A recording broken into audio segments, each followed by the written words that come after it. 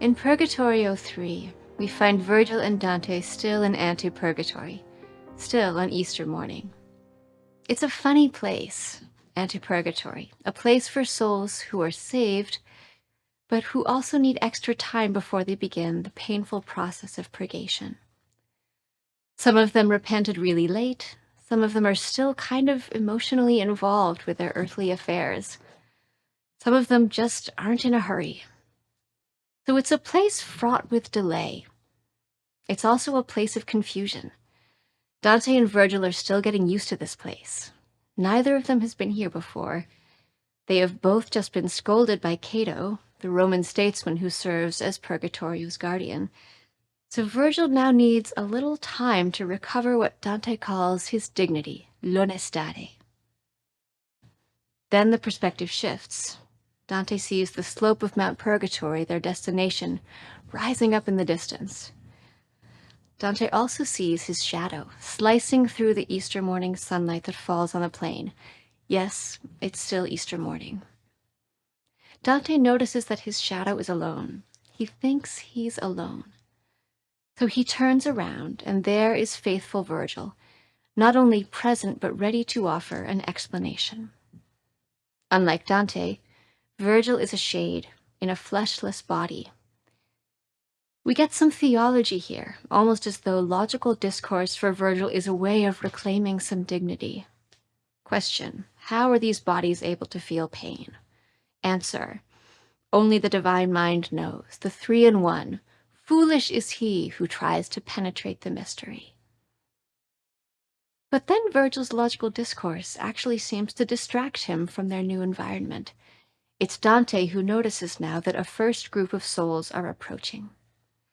These are the excommunicate souls, exiled from the church and yet saved.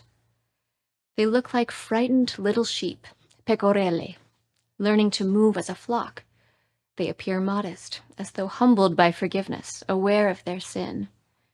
And yet the poem tells us that they are also onesta, dignified, self-possessed. Why are they dignified? On the one hand, they seem a little scared, a little bashful. On the other hand, their salvation against the church's official judgment is a cause for rejoicing. But perhaps their salvation also, in a sense, restores their dignity. It restores their personhood. It makes them whole. In an earlier work, the Convivio, Dante frequently uses this word onesta to explore the concept of nobility.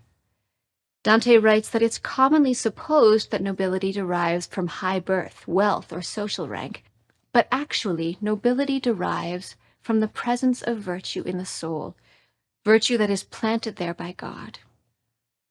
The excommunicate souls seem to manifest in their appearance, in their bodies, a nobility that derives from repenting at the last minute and from being forgiven.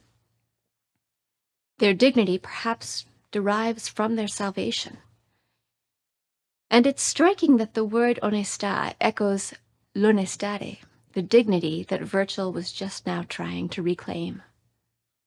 It poses a question: are dignity and nobility things we are born into, or are they things that we lose and reclaim?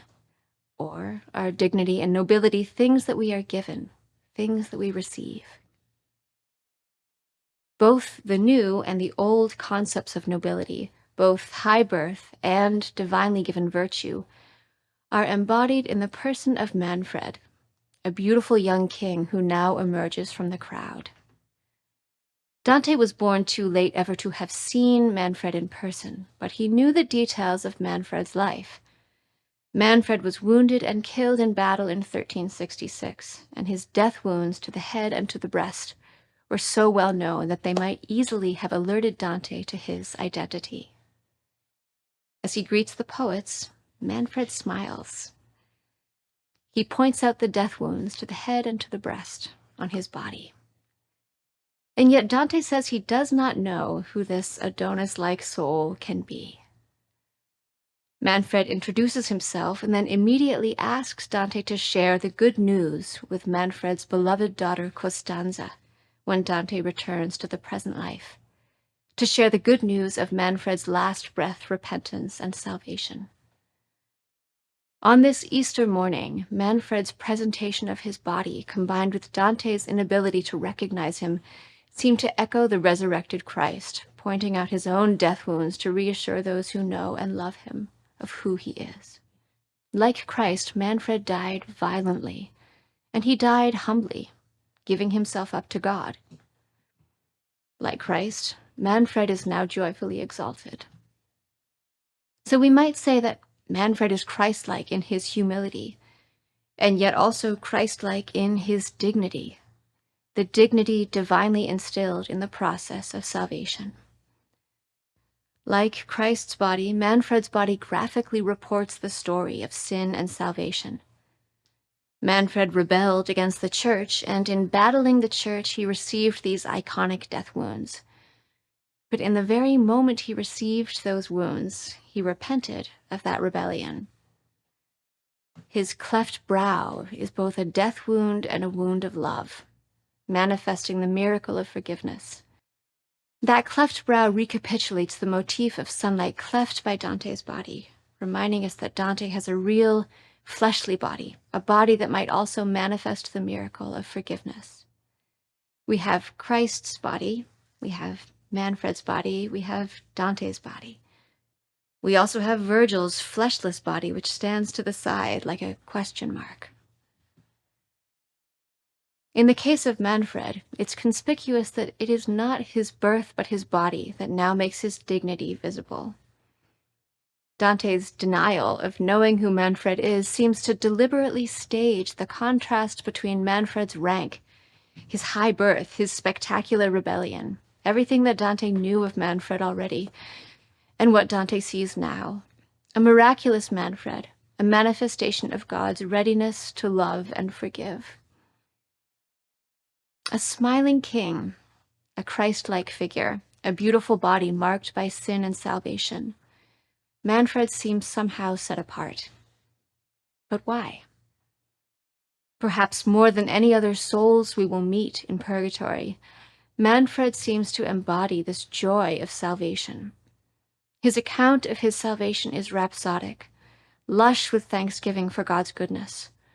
Horrible were my sins, but the infinite good has such great arms, si gran braccia, that it receives anyone who turns to it. Manfred emphasizes the great span of God's love. There is no one who so loses the eternal love that it cannot be regained.